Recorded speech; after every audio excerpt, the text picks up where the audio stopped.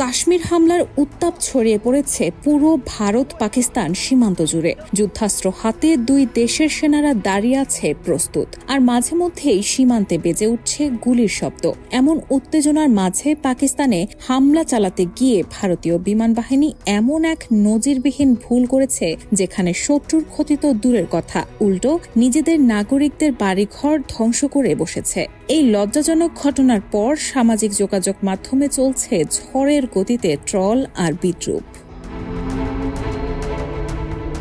প্রথম দিকে স্থানীয়রা সেটিকে বোমা ভেবে আতঙ্কে ছিল, তবে পরে ভারতীয় বিমান বাহিনী জানায় পড়ে যাওয়া বস্তুটি কোনো বিস্ফোরক নয়, বরং একটি ড্রপ ট্যাঙ্ক, যা যুদ্ধ বিমানের বহিরাগত জ্বালানি ট্যাঙ্ক। এসব ট্যাঙ্ক দীর্ঘমেয়াদী অভিযানের সময় বিমানে অতিরিক্ত জ্বালানি সরবরাহের জন্য ব্যবহৃত হয়।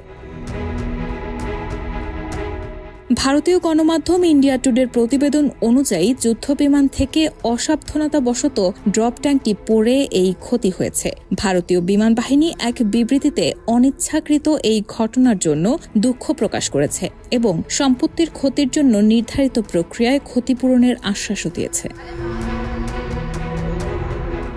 দুর্ঘটনায় শিবপুরীর শিক্ষক মনোজ সাগরের বাড়ির ছাদ সম্পূর্ণভাবে ভেঙে পড়ে ধ্বংসস্তূপে পরিণত হয়। ধসে পড়া মাটির নিচে চাপা পড়ে বাড়ির উঠানে পার্ক করা একটি গাড়িও ক্ষতিগ্রস্ত হয়। ঘটনার সময় মনোজ সাগর সন্তানদের নিয়ে খাবার টেবিলে বসা ছিলেন, আর তার স্ত্রী ব্যস্ত ছিলেন রান্নাঘরে। হঠাৎ বিকট শব্দে ছাদ ভেঙে পড়ে উঠানে 8 থেকে 10 ফুট গভীর একটি গর্ত সৃষ্টি করে। সৌভাগ্যের ব্যাপার, এত বড় ধ্বংসযজ্ঞের মাঝেও কেউ আহত হননি।